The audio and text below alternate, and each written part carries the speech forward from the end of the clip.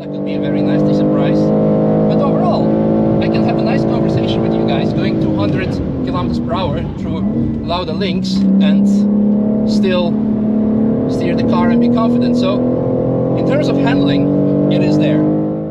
Good morning, comrades. Welcome back to the channel. Welcome back to the Nürburgring, and welcome to a pretty special car. Yeah, first of all, it's pretty new.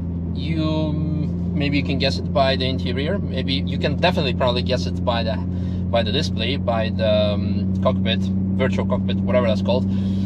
Yes, usually we start our videos on the outside, walking around the car, introducing it, but this time I'm already in the car because we have lots of rain predicted, and it was actually raining, and now the track dried up, and I really want to get a dry lap with the car and not risking anything. This is a BMW G82 M4, and there's something special about it, namely this. I hope you can see it. This is, of course, manual transmission. You can get it as a competition pack with pedal shifts, all-wheel drive, adjustable, adaptable all-wheel drive, or in this case, manual transmission, rear-wheel drive only. And because it's rear-wheel drive only, since you don't have front-wheel drive on top of it, and also transmission is slightly lighter, this is the lightest version of the car. How light? According to BMW itself, with a full tank, I read it on Wimmer forum, I believe, 1674 kilos. Now that is quite a lot. This is quite a lot for a sports car. Now, however, I do need to give them benefit of the doubt, is that it's not about the weight. The weight can also work in your advantage when you have additional traction, because you have more pressure on the wheels. And yeah, got distracted by the marshal there. It could be good. The question is, where is the weight? It needs to be obviously as low as possible, so you can control the car easier. And the same goes for the horsepower. It's not about the amount of horsepower, it is how it is being delivered. So I actually already did a lap with the car, actually already two. So my first impression is the weight in its current configuration is not the issue. The issue that we have with this car is its alignment. It is understeery as hell. However, it could also be the weight issue. Oh, I need to actually put it in the M mode. That's really clumsy of me, totally forgot about that, but maybe we're fine. Yeah, okay, all good. Well, apparently it saves your configurations once you switch off the car, but yeah, horsepower enough. But what I want to say is that after the lap, I want to find out where this understeer comes from. Ideally, I want to put it on the scales and see if it has to do with the weight distribution, and also check the alignment of the car. But as you can see, acceleration is quite good. Steering, you can already hear it. It goes, well, it will go, but only when the rear wheels will kick out. And this is not what you want to do. You want to have the car balanced and steer in the direction where you want it to steer. So again, it could of course be because of the weight distribution, but I know the issue with, so to say, BMWs, because when we bought our 218, of course it's not like the best track car example, it was understeery as hell, and after that it completely transformed the car once we changed the alignment. So maybe that could be the issue, but we will see, as mentioned. But initially it's like, BMW, rear-wheel drive, understeer, meh. But the car has lots of potential. As you can see, the steering input is very minimal to be able to steer the car somewhere. Horsepower is plenty. You can keep up with the Chrysler PT Cruiser. My god, that car is more rare than the BMW M4 that I'm driving right now. Unfortunately, since he was in front of me in that corner through Hochheim, and this is one of the sections where you would notice understeer a lot. But now, approaching Flugplatz with 220 kilometers per hour. We don't have a big wing, so I'm gonna take it easy through here. 160 through the corner, it's alright. On the gas, I'm going to Schwedenkreuz. Unfortunately, there's a car, but the car can, well, it sees us in time. We can reach over 250 kilometers per hour over jump, which is quite impressive. So horsepower, there's definitely plenty. And as mentioned, it's just the steering and the way that you're being pushed to the outside. But the brakes, luckily, are very good. No issue. Here you can probably already hear that the outside tire is struggling with the understeer. One thing that I want to say is that I would never consider buying car has changed that view on it, because it's actually very well geared. You don't have to change gears too often, so it's actually, I like it. Oh, my traditional turning on the wipers by exit foxhole, and here again, even with lift off oversteer, you cannot get the front of the car kick, well, turn in by kicking out the rear with the weight transfer. So Mezcasfeld, one of those corners where I don't want to go in too hot, because understeer slightly. Here we can make it nicely. By the way, we are also on Michelin Pilot Sport Cup 2s. Unfortunately, also here we have traffic because Collenhardt is one of the corners where it becomes really apparent with the car setup. But yeah, I already made my point. Let's not talk too much about the understeer. What else is there? Power delivery, very good. Like it, not much to complain. Ideally, I want to put this car on a dyno to see how much horsepower it is actually producing, because manufacturers sometimes do like to be humble about things, and also want to make sure that the car will have the same amount of horsepower in any country in the world with bad gasoline. We're slowing down for speed limit here in Breitscheid because of the second entrance and exits, just in case someone is getting on and or off the track. You don't want to be smashing into them. So taking it easy, and off we go again. I see dark clouds. I hope it hasn't rained after I have put the cameras on after my previous lap. That could be a very nasty surprise. But overall, I can have a nice conversation with you guys going 200 kilometers per hour through Lauda links and still steer the car and be confident. So in terms of handling, it is there. The seats are amazing, definitely. A lot of people have said lots of positive stuff. Now here comes the section where we're doing 210, close to 220 through Kesselchen 4 left, and with understeer combined with the weight. Also here at this point I do want to brake, whereas usually it's flat out because I'm not confident enough with the setup. With curve, come on, The gearing is very good on this car. I really like it, that it's actually pretty much perfect, and we have here in front of us in a bit a very good example. So braking for Steilstrecke, turning in, understeer on the exit. We keep it in third gear, and you can go from Steilstrecke up until the carousel all the way in third gear.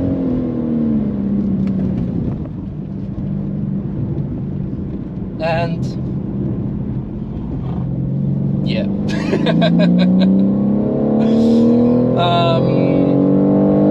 Yeah. Also, this is one of the sections where you want to be a bit easier when the car is not completely aligned. But overall, very much impressed.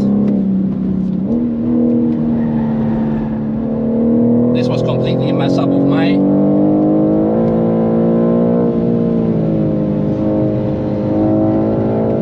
Should we do a Whipperman challenge? Yeah, why not?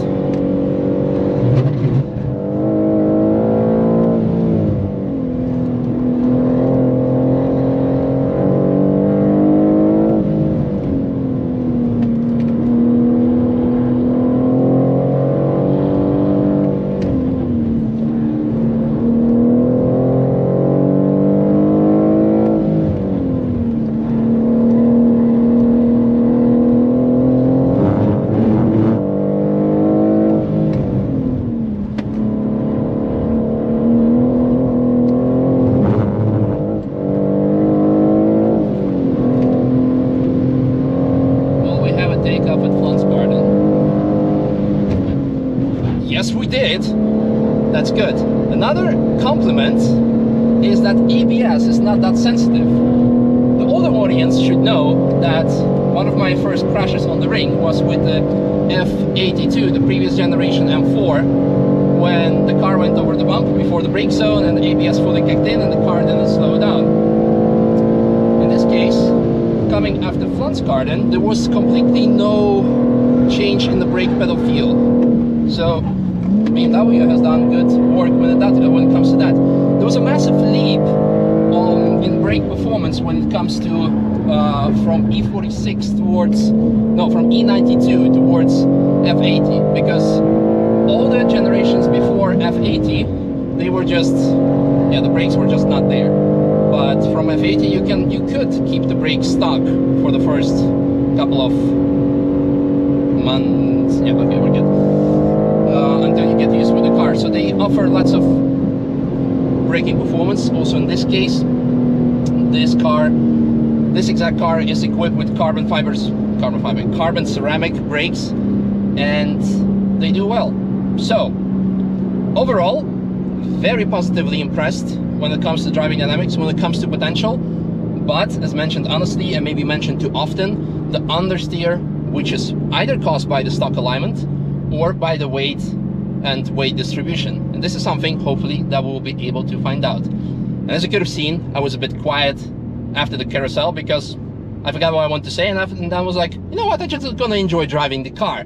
So this car can offer you, or does offer you, sheer driving pleasure. Ooh, this sounds like a marketing from BMW. Ugh, I shouldn't be doing that.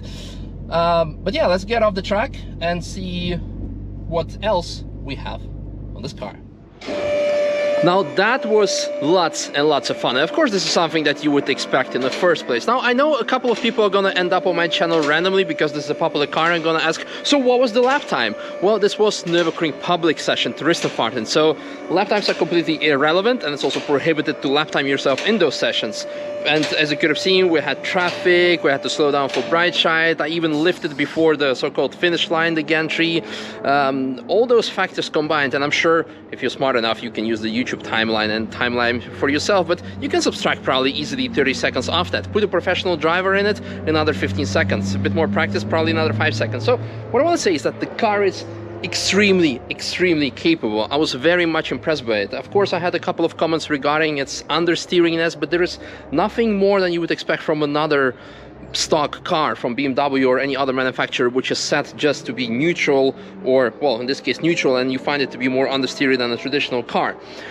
Other than that, I made a comment that I would never buy a manual track car, a car for the track. Of course, most of my cars, or pretty much all my cars, are manual, but what I meant is that if I have the choice between a pedal shift car and a manual car, then of course I would go for a pedal shift car because it's simply better in this case. It's safer, it's faster, etc. This is why. But I was really impressed by the manual transmission of this car. It was very good feedback, it was good. So yeah, overall, very much impressed. So we're gonna put it on the scales in a bit, but first, let's have a look underneath together with George, what we can find. First of all, hello. Yo. Good seeing you. Yeah, it's been a while, huh? It's been a while. I mean, I see you every day, but like in this video setup, yeah. So, what can you tell us, what we can see underneath? I mean, immediately from the back, if you stand here, you'd think we stand under the F80. It's yeah. very similar from it the is back. Very similar. In fact, it could even be the fact that it could actually be the same subframe, maybe modified slightly, but it would be difficult to say without a direct comparison. Obviously, we see them a lot, but different cars. Yeah. But no, it looks obviously the F80 worked extremely well, so that's not a bad thing at all. Yes. Arm positions at the top of the hubs are a little bit different, I think, up here. Drive shafts are obviously different, so they've gone over to the different type, which this looks like it's the same as in the Supra or the Z4. So it's like a weird, it's like a flat surface with like a serrated edge, and they just lock together as you bolt them in, so different, but it works. So yeah. Other than that, there's not a million differences from F80 at the back end. It's very similar. No. It's very similar, which again is a good thing. It works. It's a good thing. There is interesting construction here, though. Yeah. So the downpipe. The exhaust obviously is way different. It could be because we have, of course, the S58 engine here. Exactly. It could be a restriction thing. It could be a try and keep the power caps thing. It could be because there's obviously a couple of tight angles. Ideally, you want an exhaust that flows nicely. Obviously, that's straight as possible. Yeah, straight as possible. But obviously, it's a road car. Did we hit already something? Oh no, it's just a sticker burnt off. Yeah, it's just a sticker burnt off. Yeah, obviously, it's done for a reason. So yeah, that's all good. There's an interesting air guide here. like on both sides to get the air underneath. Yes, Manthey vibes. Yeah, exactly. GT3 720S had those as well, or has those. It's good that these are rubber, so they cannot break off that easily. No flat floor, although the option could have been there if I look at that. It wouldn't have been too possible. Maybe. I mean, exhaust, the exhaust is, of course... Maybe up to the rear cradle, but that's probably about it. Yeah. You could probably go higher with the exhaust, but then you've got it sitting way too close to the heat shields and more like this. This is just super close. Oh, that's hot. That's one. But yeah, obviously that's a fixed point here anyway, this pipe. So. For the rest, on the front suspension, anything to notice? Again, it's very similar hub design. Yeah. Obviously this has got this carbon ceramic, so this is a bit different. I don't know what the steel brakes are like, but I don't know if they have a slightly different hub or if it's the same. I guess X5, it's probably using the same caliper. I mean, who knows? It's probably just a part code for. Could be. The other side's probably X4. But I mean, the other one, like for example, the trailing arm over here was actually saying M4, so it could be that it's actually the same calipers, but which is not a bad thing. It's just I think these. I'll be honest. I think these are just manufactured. This is for when the factory pick the parts. They know what they're picking, because this side. What's this side say? Yeah, X6. So. Oh yeah. It's just probably a picking code. Probably. I wouldn't read into that too much. I wouldn't read into that too much. But yeah, these are. It's a big old back plate actually. I didn't even notice that. Look how close that is to the wheel. That's crazy. Yeah. Yeah.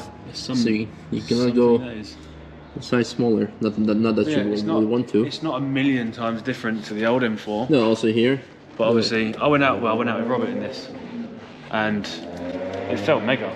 Yeah. I was expecting a lot worse, because obviously a lot of negative reviews that this has had online from just everyone because they're arseholes. You probably have to bleep that out. Yeah, but it felt good.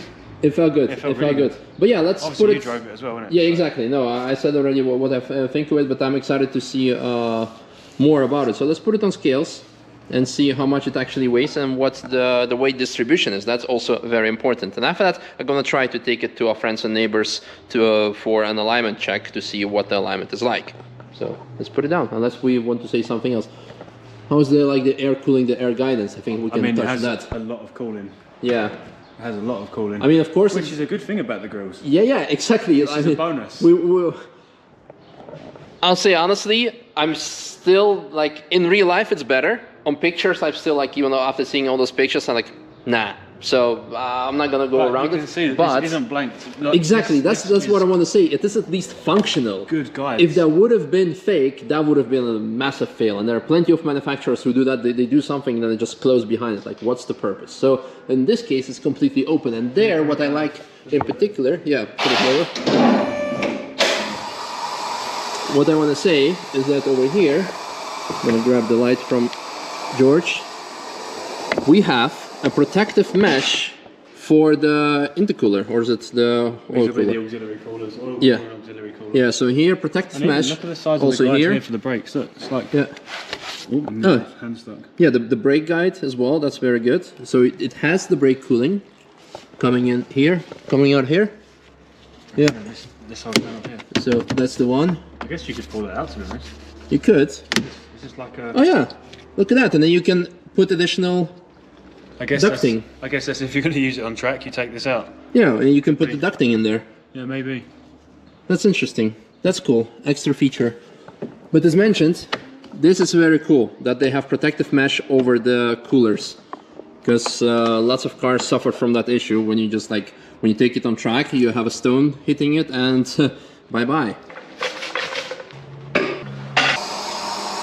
And just want to show one thing, that after my laps we refueled the car completely, so we have the full tank for the measurements.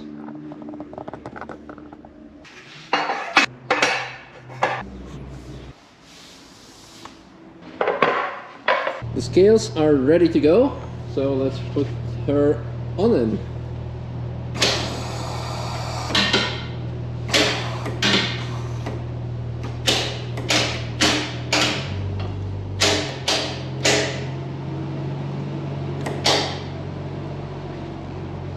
$16.79. 16.79.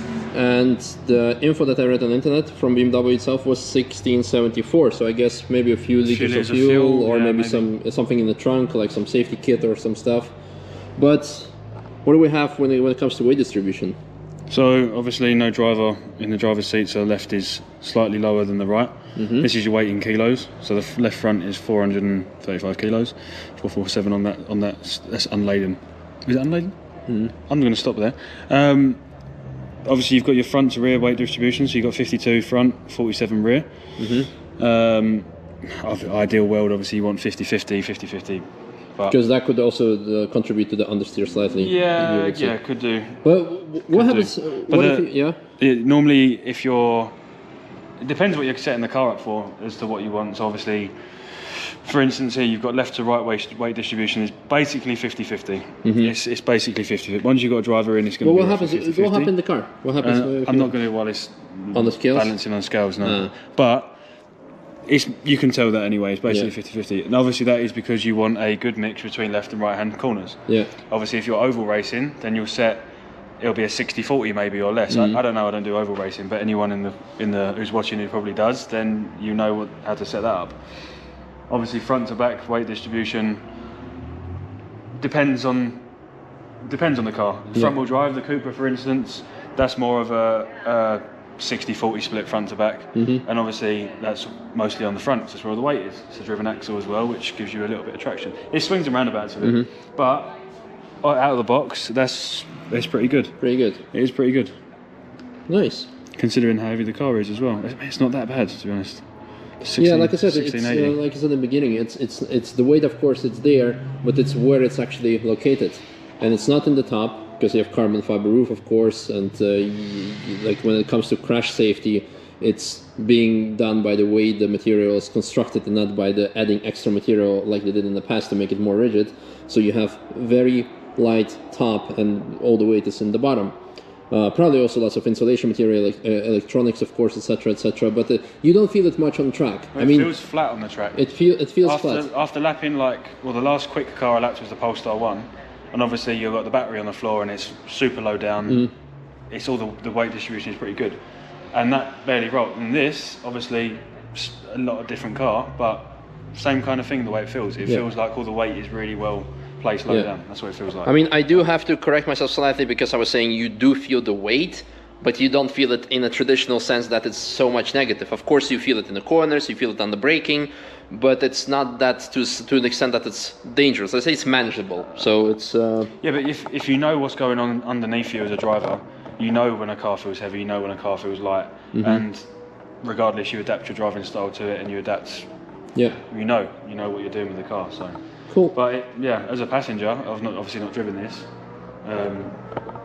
It feels really nice. Yeah, it does feel really, really nice. Cool. Well, I'm gonna try to get it on an alignment bench somewhere, and after that, maybe take it to Shermer. Who knows? Because he'll probably have some comments regarding alignment for sure.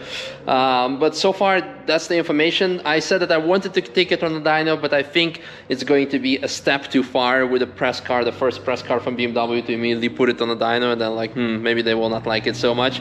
But I dare to bet a portion of pancakes that when you put the car on the dyno, it's going to show more than 480 horsepower.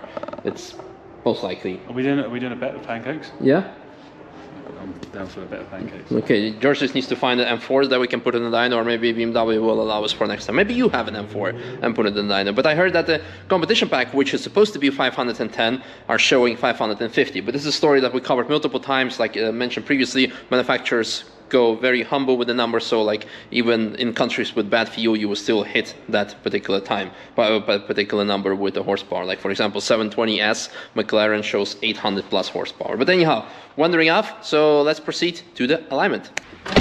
Fast forward a few days later, and unfortunately I was not able to put the car on the alignment bench to check the alignment, because for a very good reason, we got simply way too busy over the weekend. And right now it's Sunday, most of the shops are closed, and well, we're gonna leave it for another time, maybe with another car.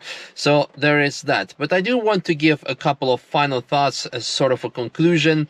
Before that, I want to comment on a couple of things that really impressed me with the car, and a lot of them can be found inside in this interior. So first of all, the seats, probably the best seats that I sat in from factory spec. I absolutely love the way that they support you, and also adjustability, and also the way they look are amazing. Moreover, the steering wheel, also lots of adjustments when it comes to being able to move it forward and backwards. That's something that many cars lack, and there's actually lots of movement that you can move it, so adjust to your personal preferences. Then here, physical touch buttons. So no touch display, no touch display, which is great. I really appreciate it with all the other cars that are moving towards, so to say, touch or sensitive displays. Very good. The stick, unchanged almost since the 70s, so thumbs up for that. And finally, we have to start the car for that. The heads-up display, and especially once you put it in the M mode, it will, on the camera right now on GoPro, it doesn't look that good, but it, I mean, doesn't look that big, what I wanted to say, but this is actually probably the largest heads-up display that I've seen on any car, and this comes very, very handy, because for example on the F80 it's probably only 10% size of that what you see here. So some people of course hate heads-up display, but in my case I did appreciate it and did like it. Now finally, by the way, I did win already the bet of pancakes, because Autotop.nl, the Dutch YouTube channel, actually already measured the car, their manual M3 on the dyno, it showed 500 horsepower. So I was right. It was not excessively much, but yeah, the stock car does produce more. Regarding alignment, as said, of course, the stock car understeers slightly, but this, as mentioned multiple times already, this is something that is done on most cars. The F80 had the same thing. And even like the less performance versions of BMW would suffer from even a worse understeer, because it's just being set up being either neutral or more understeer than you would expect from a traditionally rear-wheel driven car. So overall, very, very much impressed by the car. It offers a tremendous base for a track car, as all BMW M3 and M4 generations. So I love it the way it offers potential, the handling and interior, etc. But I'm gonna be honest, the exterior, simply, although it is growing on me, it's not that I'm like wanna puke that as I wanted in the beginning. Translate that language yet. Well, Translate to Chinese simplified. Technology works when it works, fine when it works. So I want to say is that although I started to like it more, I still don't find it a beautiful car. And this is something that would, like, if that would have been great, and this is only my personal choice, my personal opinion, if I would find it beautiful, I would just go to the bank right now and say like, hey, give me a loan, I want to buy, lease, finance, well, whatever with it, because everything else, it ticks the boxes for it. And you could say like, oh yeah, well, you don't have to look at it when you're driving at it. Apparently you have to.